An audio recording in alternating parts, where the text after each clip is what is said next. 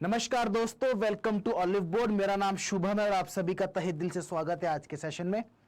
आई hope मेरा audio and video both are clear, मेरा ध्वनि एवं चित्र दोनों एकदम स्पष्ट है। स्टार्ट करते हैं आज का सेशन। तो आज का वीडियो किस बारे में होने वाला है, पहले उसका मैं थोड़ा सा बैकग्राउंड दे देता हूं। तो एबीएम सब्जेक्ट में सीआईबी लेवल की स्पेसिफिकली बात कर रहा हूं मैं, जीआईबी के लिए इतना कंसर्न नहीं है ये वीडियो।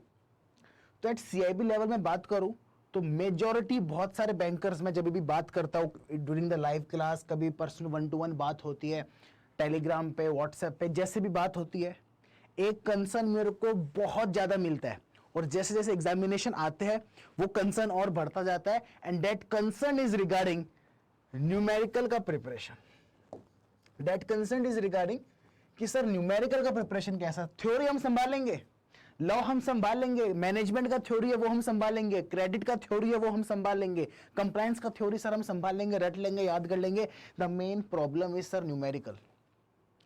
और एबीएम एंड बीएफएम में तो बात यहां तक पहुंच जाती है, बैंकर्स कुछ मॉड्यूल्स ही स्किप कर देते हैं। एबीएम की मैं बात करूं तो बहुत सारे बैंकर्स मॉड्यूल ए स्किप करने का सोच लेते हैं। मॉड्यूल ए जो एबीएम में है, दैट टॉक्स अबाउट स्टैटिस्टिक्स, तो बहुत सारे बैंकर्स तो उसी को स्किप करने का सोच लेते हैं बिकॉज ऑफ न्यूमेरिकल का डर से। तो इसी के बारे में अपन बात करने वाले। क्विकली समझिएगा, एक बार बता दीजिए मेरा ऑडियो वीडियो दोनों क्लियर, आई थिंक। चलिए, तो as far as numericals are concerned, numerical की अगर मैं बात करूं सीआईबी लेवल पर, सबसे पहले आपको दिमाग में रखना है इसका जो वेटेज रहता है ना, ऑन एन एवरेज 15 से 20% रहता है। ऑन एन एवरेज इसका वेटेज जो रहता है वो कितना रहता है, 15 से 20% रहता है। हाँ, सेशन स्टार्ट करने से पहले मेक श्योर आपने चैनल को सब्सक्राइब करके रखा हो, ऐप को डाउनलोड करके रखा हो, बिकॉज जितने भी वाईटी सेशंस, मैराथन की सभी पीडीएफ है, सभी क्लासेस का एक्सेस है, वो सभी आपको ऐप के ऊपर ही मिलेगा। हाँ, so what we are talking about कि एट एन सीआईबी लेवल अगर मैं ऑन एन एवरेज बात करूं तो 15 से 20% ही न्यूमेरिकल का वेटेज रहता है। इन जनरल मैं बात करूं, एबीएम की मैं बात करता हूं तो 20% पकड़ लीजिए। बीएफएम में कई बार वो लेवल थोड़ा सा ज्यादा हो जाता है, एबीएफएम तो लाइक ऑन एन एवरेज 20% आप कह सकते हो सीआईबी में जो है इसका पोर्शन होता है। अगेन यानी मैं कह सकता हूँ 80% इज स्टिल थ्योरी। तो आपका जो स्ट्रॉन्ग, जो आपको लगता है कि या माई स्ट्रॉन्ग इज थ्योरी, मेरा थियोरेटिकल पोर्शन स्ट्रॉन्ग है, you still have a fair chance of clearing the examination. But आप सुनिएगा, मैं एक चीज हमेशा क्लास में कहता हूं, आप लोगों ने बहुत बार इसको मैंने डिस्कस भी किया होगा आपसे। अज्यूम करिए 100 में से 20 मार्क्स के न्यूमेरिकल आ जाते हैं। अज्यूम करिए वर्स्ट केस रहा 20 मार्क्स के न्यूमेरिकल आ जाते हैं फॉर एग्जांपल। क्या ये 20 के 20 मार्क्स के न्यूमेरिकल क्या टफेस्ट होंगे? क्या जिस भी स्पेसिफिक टॉपिक से आ रहा है, फॉर एग्जांपल प्रोबेबिलिटी से आया, फॉर एग्जांपल सेंट्रल टेंडेंसी क्या है, तो क्या ये टफेस्ट न्यूमेरिकल्स होंगे उस सब्जेक्ट के? नहीं। 20 मार्क्स में से होगा मे बी 5 मार्क्स के बहुत ही एक्स्ट्रॉर्डिनरी न्यूमेरिकल आ गए, बाकी के 15 मार्क्स के जनरल आ गए। तो अगर आपने वो पर्टिकुलर मॉड्यूल या पर्टिकुलर चैप्टर पूरा छोड़ दिया तो फिर उस चैप्टर से चाहे इजी न्यूमेरिकल आया, मतलब जो 2 मिनट में करने वाला न्यूमेरिकल आया, चाहे टफ आया, आपके मार्क्स तो गए। तो रिगार्डलेस ऑफ न्यूमेरिकल का क्या वेटेज रहा है, what I am saying, module को स्किप करना या चैप्टर को स्किप करना is should always be the last option. मतलब ऑप्शन भी रखो ही मत, उसको तो वो तो करना ही नहीं है आपको। हाँ, क्या आप कर सकते हो भैया, प्रोबेबिलिटी है फॉर एग्जांपल, 20 टॉपिक है, उसमें से 5 आपको टफ लगते हैं, 5 को छोड़ो, बाकी के 15 के कर लो। जरूरी थोड़ी जो आप छोड़ते हैं, जो मोस्ट टफेस्ट है पूरा पेपर उसमें से ही आना है। तो एक दो सर्टेन टाइप ऑफ टॉपिक, एक दो सर्टेन टाइप ऑफ क्वेश्चंस अगर आपको बहुत ही टफ लग रहा है, बहुत ही टाइम कंज्यूमिंग है, वो आप छोड़ दीजिएगा। पूरा चैप्टर या पूरा मॉड्यूल नहीं छोड़ना है, बात नंबर पहली। अब अपन बात करते हैं सेकंड नंबर थिंग। देखिए सेकंड केस में, वर्स्ट केस में होता क्या है, कई बार आपके भैया 5 पेपर है, ठीक है, तो 1 या 2 पेपर में कई बार क्या होता है, देखिए हर अटेम्प्ट में हर पेपर टफ नहीं आता है और हर पेपर इजी नहीं आता है। हर अटेम्प्ट में 1 या 2 पेपर बहुत आउट ऑफ द बॉक्स आएगा, बहुत टफ आएगा। तो अगर मैं एबीएम की बात करूं तो जून में न्यूमेरिकल का पोर्शन बहुत ही कम था, that was close to around 15 marks, and वो भी बहुत बेसिक न्यूमेरिकल्स थे। बेसिक मतलब 1-2 थोड़े टफ थे, but like those were very manageable. But दिसंबर में वही न्यूमेरिकल का वेटेज हो गया था अराउंड 30 मार्क्स। तो सोचिए रिस्क कितना है। तो जो बैंकर्स न्यूमेरिकल्स करके ही नहीं गए थे, मॉड्यूल करके ही नहीं गए थे, उनका 30 से 35 मार्क्स तो गया। मतलब उनको जो भी मार्क्स लाने हैं, 65 में से उनको 50 लाने हैं। 65 में से उनको 50 लाने।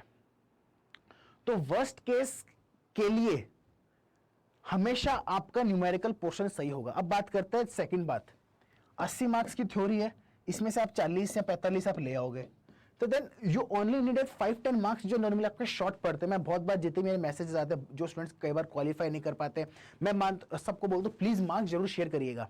तो एक ट्रेंड में हमेशा नोटिस करता हूँ, जब भी पेपर टफ आता है, जैसे बीएफएम का टफ आया था दिसंबर में, जून में भी थोड़ा बीएफएम का टफ था, दिसंबर में ईबीएम का भी टफ था, जब भी जो टफ पेपर आते हैं ना, उसमें जो स्टूडेंट मेहनत करता है ना, वो 5 या 7 मार्क्स से फेल होता है।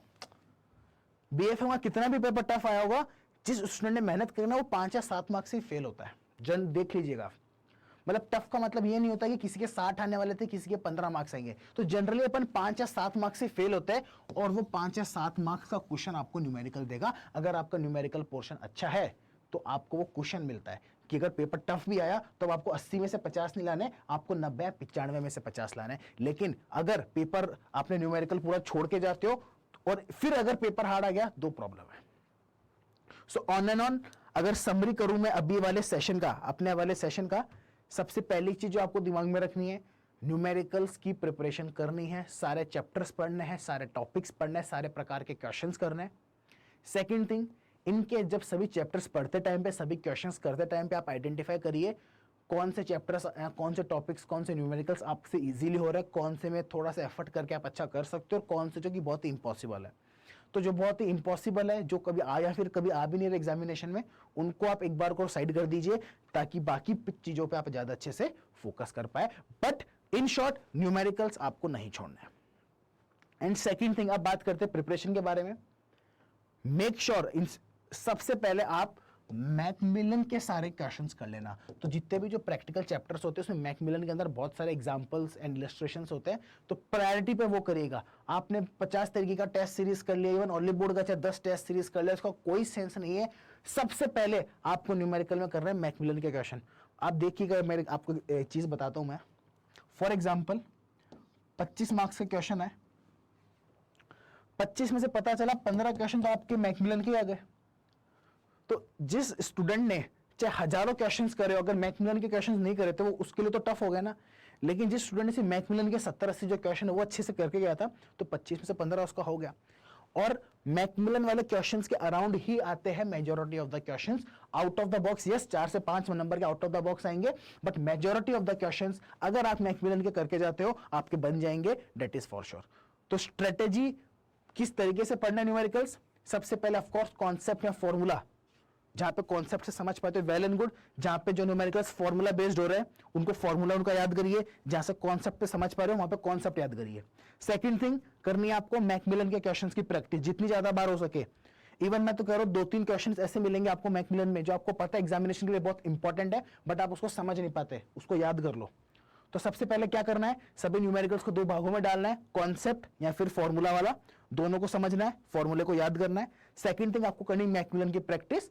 एंड देन थर्ड लेवल पर आपको इवैल्यूएट करना है इन केस सर्टेन कुछ टॉपिक आपको छोड़ना है, नहीं छोड़ना है। तो इस तरीके से आपको अपने न्यूमेरिकल की प्रिपरेशन करनी है।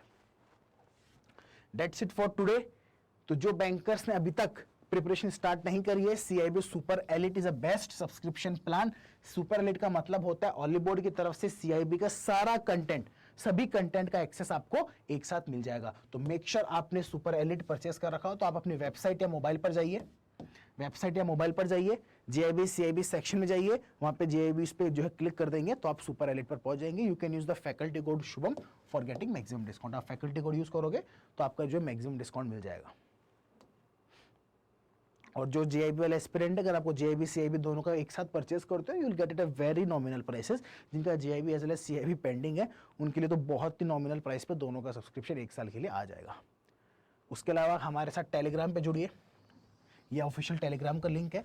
जितनी भी YT की क्लासेस रहती है और जो भी आपके कंसर्न्स होता है, आपका कई बार क्या होता है सर परचेज हो गया, पेमेंट हो गया, कुछ उसमें इशू आ रहा है, पेमेंट रिफ्लेक्ट नहीं हो रहा है, किसी भी प्रकार का कोई भी इशू आ रहा है, वो सभी आपको जो है यहाँ पे आप टेलीग्राम पे फैकल्टी किसी भी कनेक्ट करके उसको सॉल्व कर सकते हो। That's it for today. Thank you so much. Have a nice day. I hope session was adding some value to you. तो मेक श्योर वीडियो को लाइक करें। Thank you so much. Have a nice day. आपका दिन शुभ हो। जय हिंद।